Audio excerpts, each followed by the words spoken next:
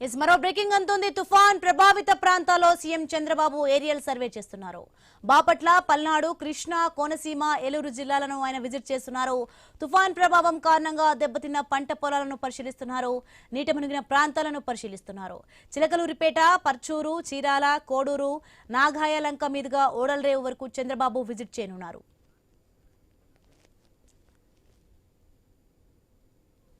Right, ఇదే అంశానికి సంబంధించి మరింత సమాచారం మా ప్రతినిధి కాంతి ఫోన్లో అందిస్తారు. ఎస్ కాంతి, మొత్తానికి సీఎం చంద్రబాబు ఏరియల్ సర్వే నిర్వహిస్తున్నారు. ప్రస్తుతం అక్కడ ఎలా ఉంది, ఏంటి?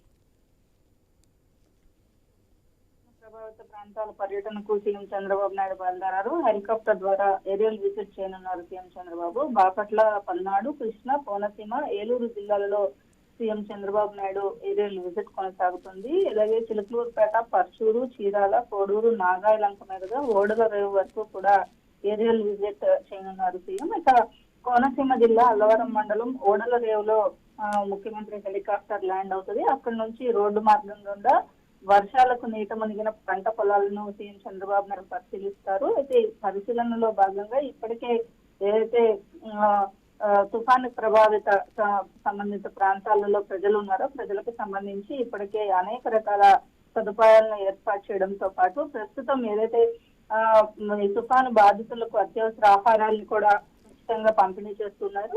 ఈ ఏరియల్ సర్వే ద్వారా ప్రజలకు అంటే తుఫాను నష్టాన్ని అంచనా వేయడంతో పాటు ఎక్కడెక్కడ ఎటువంటి సహాయక చర్యలు అందుతున్నాయి అనేది చూసేందుకు కూడా వీలవుతుంది. ఈ నేపథ్యంలో సీఎం చంద్రబాబు నాయుడు పర్యటన అయితే ప్రారంభమైంది. అయితే ఏదైతే సచివాలయానికి సంబంధించినటువంటి ఆర్టీజీఎస్ లో ఆల్రెడీ మంత్రి నారా లోకేష్ తుఫాను తీరం దాటిన తర్వాత తాజా పరిణామాలపైన అధికారులతో సమీక్షను నిర్వహిస్తూ ఉన్నారు. ఇక తుఫాను బాధితులకు ఒక్కొక్క కుటుంబానికి 3,000 రూపాయలు చొప్పున ఆర్థిక సహాయాన్ని కూడా ప్రభుత్వం ప్రకటించింది. పునరావాసాల కేంద్రాల్లో ఉన్నటువంటి బాధితులకు నగదు సహాయాన్ని అందించాలని సీఎం చంద్రబాబు నాయుడు ఆదేశాలు జారీ చేశారు. ఈ నేపథ్యంలో మోందా తుఫాను బాధితులకు ఆర్థిక సహాయం అందించేందుకు కూడా ప్రభుత్వం చర్యలు తీసుకుంది.